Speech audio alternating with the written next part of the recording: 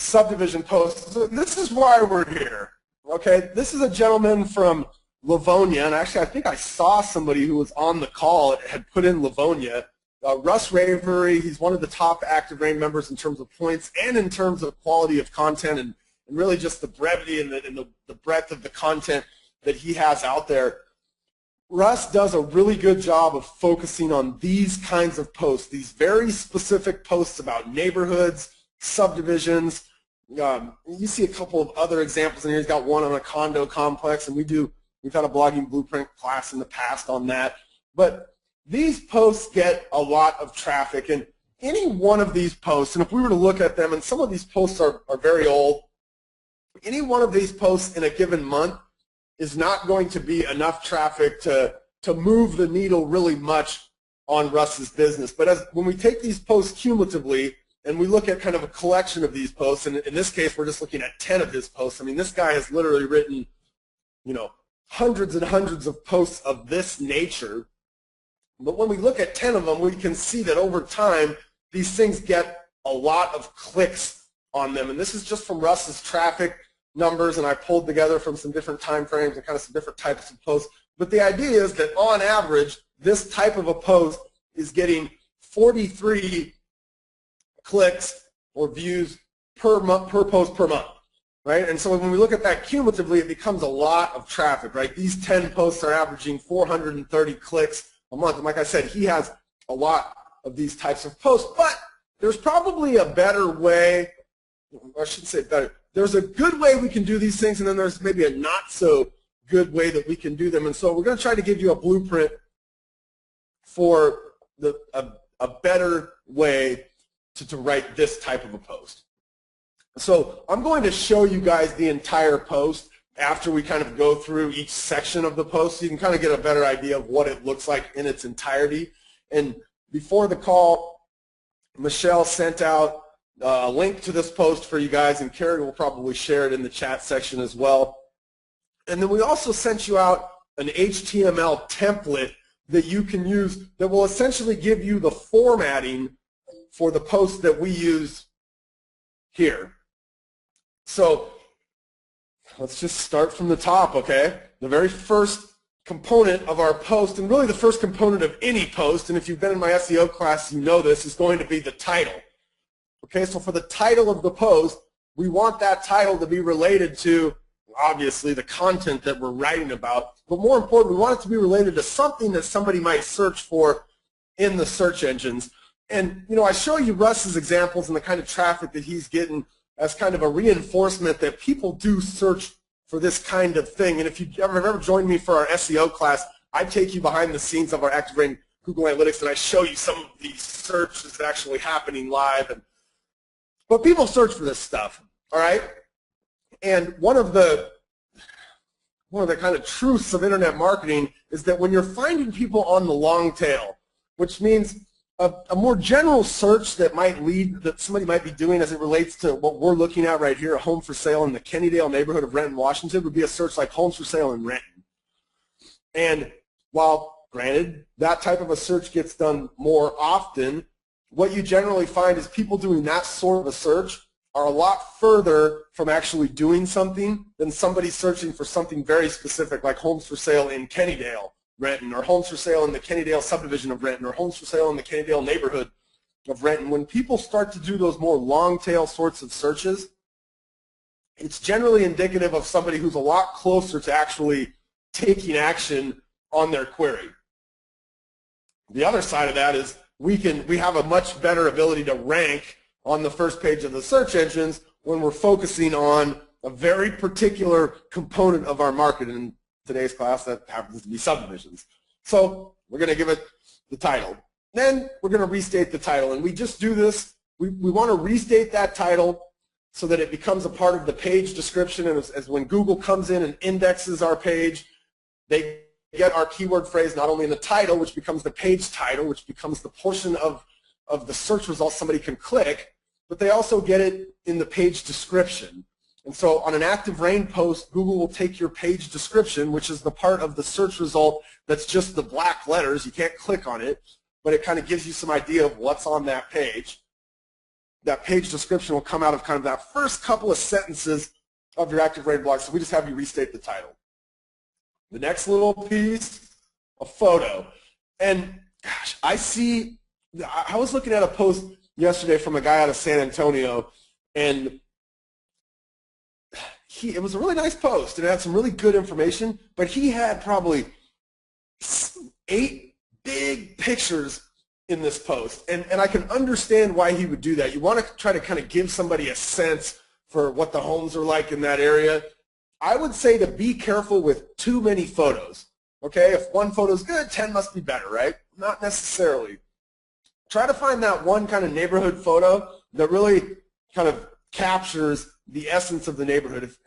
And I always kind of, when we talk about blogging, I always kind of compare it to like the existing medias that are out there. And if you ever go to CNN.com or ESPN.com, or you pick up your local newspaper, or you open a magazine, for the most part, they're not inundating us with pictures, right? They'll timely place a photo, and they'll make sure that it's, the spacing's good and the formatting's good. And you'll notice in this particular instance, we've got some good white space around the photos.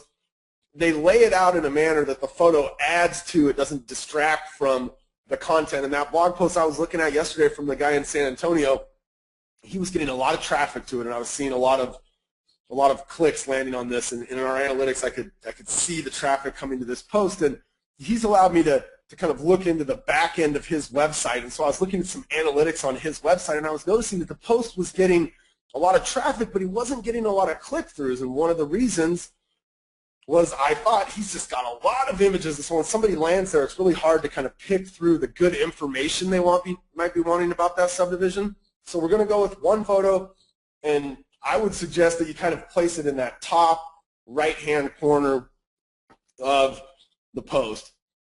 The next section then is going to be kind of that, I call it the flowery description. Why do people live in this community? Okay, and you're just going to give it to them. Like, what is it about this subdivision, this area of town? If you were doing a condo complex, we talk about something similar, but what is it about this area that people like? And one of the things that I see a lot of people do is that they'll try to get some kind of a flowery description into that title. Like, for instance, on that post that I was looking at, and it was about Alamo Ranch in San Antonio, he had something like, the fastest growing subdivision in San Antonio, Alamo Ranch. Like, that was his title. That's something good to use for your flowery description. You want your title to be very focused. And so get kind of those flowery descriptors, those marketing words that you would use to describe the community. You can get them into that first paragraph there, but you want to keep them out of your title. This next piece, and the reason that I break the page off here, when we go over and look at the actual post, you'll see this next piece is our first call to action.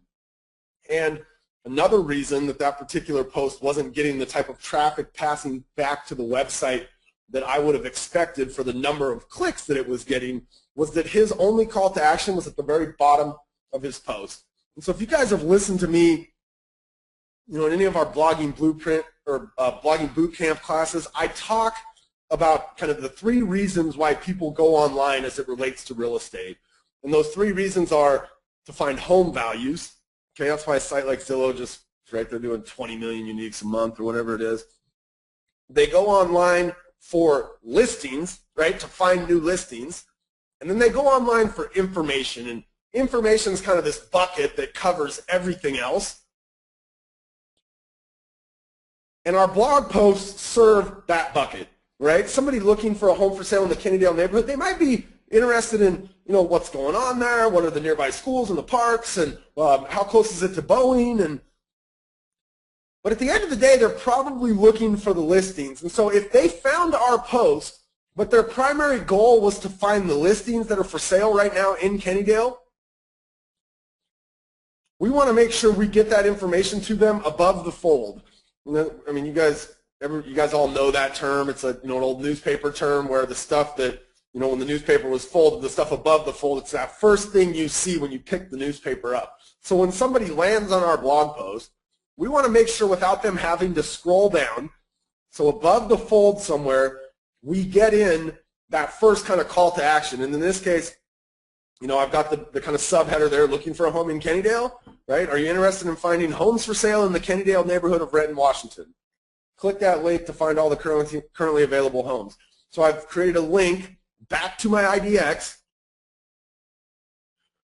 where they can actually look at the listings, right? So my post itself satisfies that information bucket, and then I want to make sure I've got those early calls to action to satisfy that listing bucket.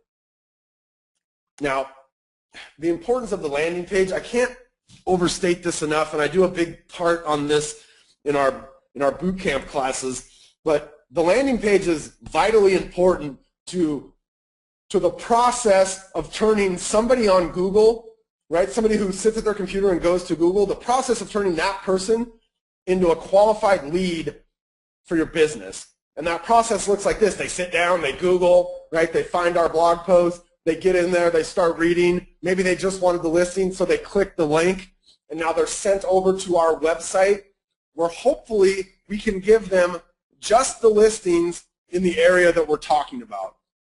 And your ability to be able to do this will dictate how successful you are converting that visitor into a qualified lead for your business. So let me take you out here and just kind of show you the process. So here's the post, right? And you'll notice I'm at the top of the page. So when somebody landed here on this post, the call to action is in here. They can, looking for a home in Kennydale. There's this chance that they'll head off here over to my website. And so when I click on this link and open it up, what I'm going to get is I'm going to get a list of just the 17 homes that are available right now in Kennydale. Okay, and let me show you how I got that link on this particular site. And I use these sites as a demo. This is a market leader website. Hopefully your website has a similar capacity to be able to do this sort of thing. So I'm going to come in here, because if I was just to send the consumer to my website, like if this link right here just went to the front of my website, on a one-off basis, meaning one person lands on my blog post, one person clicks that link, I would hope that they would, land here on the homepage of my website and then go in here and type in Renton and type in their search criteria. But the reality is every additional action we force them to take, there's a less likelihood they're going to do what we ultimately want them to do, which is sign up. So what I'm going to do is from the outset, I'm going to come in here and do the search for them, and I'm going to get a link that's going to send them to the search page with listings on it. One of the things we learned over years of doing lead generation in our own real estate company prior to ActiveRain was if you can land people on listings, there's a higher likelihood that they're going to give you the information that you're after. So I'm going to say Renton, right? And then I'm going to come down here to the subdivision, and I'm going to do Kennydale. I just want to give them the homes for sale in the area that I'm talking about. And so I might come in here and say, well, let me take off the leases. And you'll notice in this search that I had set up, there was actually some lots in here. I can get rid of those. I don't want to show them lots. I just want to show them the homes that are for sale. So I can get rid of commercial lots. Now I'm going to run this search, and it's going to give me the 16 houses that are available, and it starts with the $1 million house. Let's say I didn't want to put the $1 million house up there because I figured most of the people that are landing here, they're not going to want one of those $1 million houses. They might want to look at things in a more affordable price range. I could even come out here and maybe chop my maximum off at $500,000 if I wanted to and perform that search. Now I've got a link right here. Oops, that lost me Kennydale, so I got to come back here and do Kennydale. Renton up to 500,000 search. So here are the 9 homes right now on the market, right, based on the search criteria that I set up. And somebody landing here could come in there and go, well, wait a minute, I want the $700,000 houses. But I'm going to give them kind of a nice set of homes to look at, right? That would be the link that I would come back in here and utilize on my post. So as I was in here editing my blog post and I wanted to turn, right, this little piece of content right here into a link, I would just highlight that link. And from our SEO class, we know that I want to make my link, this first link in here, needs to match the keyword phrase that I used in my title. So I added a couple of things in here like of Renton just to make it phonetically sound right. Actually, I don't know if phonetically is the right word for that, but you get the idea. So I'm going to paste my link in there. I'm going to call this Homes for Sale in Kennydale, under 500,000. I'm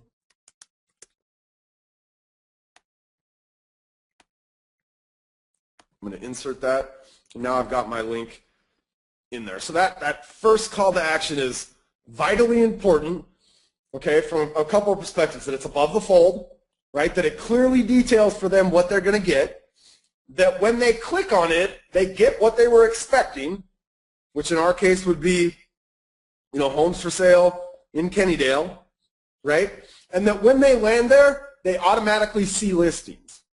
Okay, all of those kind of components will lead to a higher percentage of the people going from step A, sitting down in front of the search engine, to step Z, which is you getting them registered on your website.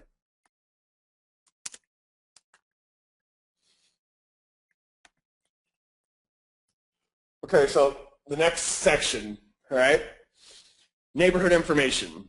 So we use these things as a template, and I kind of got some guides. Talk about the builder, talk about the styles of homes, talk about the other neighborhood attributes.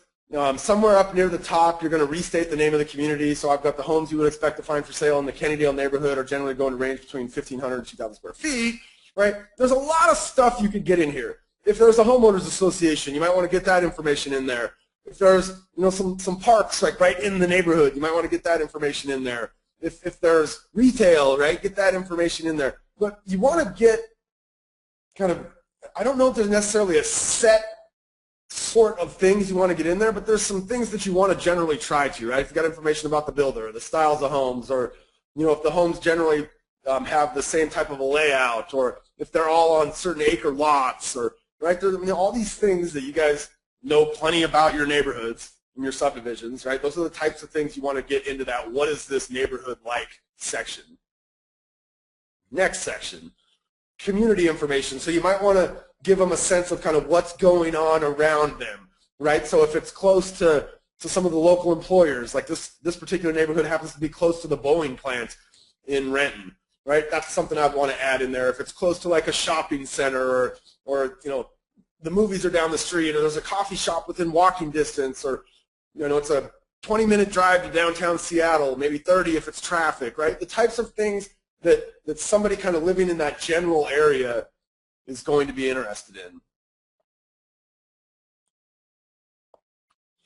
You notice in there that in that second paragraph I've got a link, find out about everything that is nearby to Kennydale. That's actually a link that can take me back to my website. And again, this website, you guys may or may not have this. You may take them to a different blog post that you've written about some of the stuff that's going on nearby. In this particular instance, it takes me back to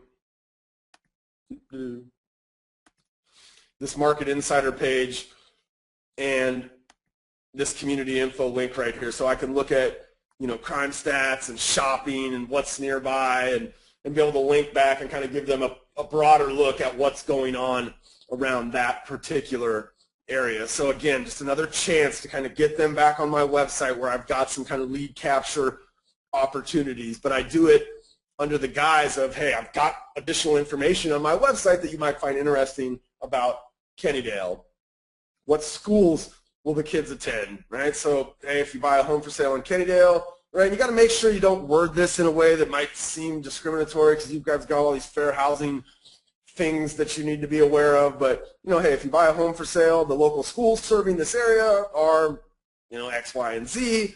Oh, by the way, I've got some school reports back here on my website if I wanted to link them back to be able to find some reports on the schools in this area.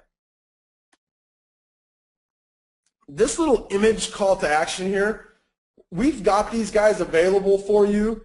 And if Carrie, if you could find the link to that post that gives them these images, or where they can download these images, we've got a set of 3 different images that you can kind of use that kind of all relate to the idea of writing about communities or subdivisions or neighborhoods. Again, just a different kind of a call to action, something visually that they can say, oh, wait, they've got free community reports, like let me head over there. Again, a link back to this page on my website where I've got some additional information about what's going on in that area. It might be this community info page. And then I'm going to close.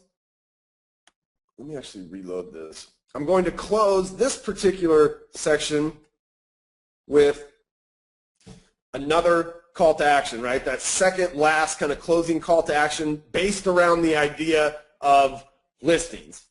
Okay, so if you are interested in the current homes for sale in Kennedale neighborhood, and you guys can imagine where this links to, right? It links to the same place that I linked to up here, right? That very specific landing page.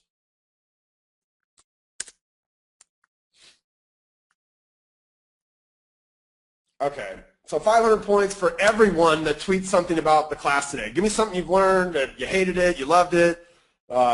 I'm never coming to one of these classes again. I don't care what you say, as long as you include @ActiveRain and your username somewhere in the tweet. I will go through and give you all 500 points. Just do your username just like I did it there. So with the little, I'm totally drawing a blank. What are those things called? I don't know. In the brackets there, right? So @ActiveRain, Bob Stewart loves to hear himself talk, and include your username, and I'll give you 500 points. I'll just break up the monotony of you listening to me for nonstop. Okay, like I said, that one last call to action there at the end, right, where we want to make sure, hey, if they skip that initial call to action because they really wanted to get a sense for the neighborhood, right, we want to give them that kind of exit call to action as well. I added something here that I haven't done with some of the other classes, but I think this really falls well under the the three things that people are looking for as they go online, and it relates to real estate in terms of information. All right, this is a really easy way, and I created this form. Let me take you over and so you guys can see it live. I created this form in literally 2 minutes using a site called wufoo.com. So it's WUFOO.com. And it literally took me no time at all to get in there and create this form that I was then able to come back and embed on my blog post. That just gives somebody, hey, if somebody lands on my blog post and there's something in there I didn't cover, right, or some question that they have, they can come in here and kind of in a non-threatening way. Now I'm going to require that they give me their email address so that I can respond to it. Okay? But if they got a question, they can leave it in here. And one of the things that this could help you do is, people, there's, when you head back to the website and you got to give your name and your phone number and your email address, and right, there's a lot of times our lead captures there are a little bit more threatening. This is a less threatening way for somebody to just ask a simple question about something that they might have been interested in as it related to Kennedale. One of the things it'll do is it'll allow you to have some way now to communicate with them and really start to ingrain in them that, hey, you are the expert for this particular area. So again, Wufoo, these things are super easy. You basically create a form on Wufoo, you bring it back here and you embed it on your blog post, but it's just another way, and it covers that kind of information bucket, right? People looking for information will be willing to, especially if your blog post has been really helpful up to that point, will be willing to kind of trade some piece of contact info for information that you might have that they desire. So again, just the entirety of our blog post. This is not rocket science by any nature, but I think what a lot of people miss are these really clear calls to action up early above the fold that are going to very specific places. And if you're not able to do this with your website, I implore you that you are losing opportunities to generate leads for your business if you can't do something like this. So take a good hard look at what you have and how how your IDX is able to kind of allow you to take advantage of the type of traffic that we can get from these sorts of posts. And so you can imagine that written in this fashion, especially as you start to accumulate these types of posts in your blog over long periods of time, these things can really have a dramatic impact. Russ continues, literally 5 years later, to write these types of posts. Okay, and he'll take them from different perspectives. Like, let's say the Kennedale area had condos in it. I could also do a post about condos for sale in Kennedale, Renton. Right? Let's say that there was a lake there. I could do waterfront homes for sale in Kennydale, Renton, right? And we see some of these kind of golf course homes for sale in Kennydale, Renton, Rambler style homes for sale in Kennydale, Renton, right? And we could have kind of these varieties of posts that really focus on one area and get us just a wide kind of net cast to be able to be successful. And so Chris, kind of our behind the scenes guy here at ActiveRain, he's created this idea of do not post and pray, right? So if you write it, they will come, okay? We can get these things to rank in the search engines. We can see and kind of gauge traffic. If we've got some good analytics on our own website, we can see traffic being passed from ActiveRain back to our IDX. But we don't necessarily want to just sit on our hands and wait for these to come, right? We don't want to just write that Redmond home price blog. It's actually, right, the Kennydale subdivision blog, and then wait for traffic and wait for that website visitor, and hopefully that website visitor turns into a prospect. Now, if we do the right things, there's a higher likelihood that this will happen. But you want to get out there and maybe share this post a little bit as well. So, if you've got a Facebook business page, you might consider sharing it on there. If you're a tweeter, you might consider sharing it on Twitter, right, or Pinterest, or maybe you've got some prospects in your database and you're able to sort them out and know which ones have been looking for homes for sale in Renton, right? You might consider sending an email out to those prospects, letting them know about Kennydale and how it's an up-and-coming neighborhood in Renton. You're going to want to share it on Google+, right? The organic traffic will happen from that, and if you write good quality content, actually one thing I didn't mention on Facebook, if the subdivision or the HOA has a Facebook page, you might consider sharing it on there, right? The organic growth kind of happens on its own, hence the organic part, but if you send this out to a prospect and they're not interested, but maybe they've got a friend that was really thinking about Kennydale and they didn't realize all of the the remodels that were going on in there and how the neighborhood's being transformed, and that's something that you wrote about in your blog post, they might forward that thing around, right? You might add these sorts of posts to like the links on the sidebar of your ActiveRain blog, right, for the primary markets that you cover. But all of this kind of these additional just little kind of pebbles that you can throw out there will help create ripples to drive additional traffic back to your blog post. Calls to action. So we already talked about, here's the image calls to action. I was using one of those, I think the middle one in the example. Hopefully Carrie's been able to pull up and get you guys the link to the page where you can download these 3 calls to action that you can use however you see fit inside of your blog post. So some kind of an image call to action I think is good because granted, most people these days kind of realize if something's underlined and it's highlighted in blue, I can click on it, it's going to take me somewhere else. But these image calls to action can be kind of an additional way to draw eyeballs. Make sure that you have some kind of a good signature line at the bottom of your blog posts. If somebody wanted to shoot you an email or maybe just pick the phone up and call you or connect with you on some of these other social media outlets, you want to make sure that your signature line makes it really easy for them to potentially do this sort of thing. Now, the primary calls to action are going to be those links, especially that first one that we have inside of the blog post itself.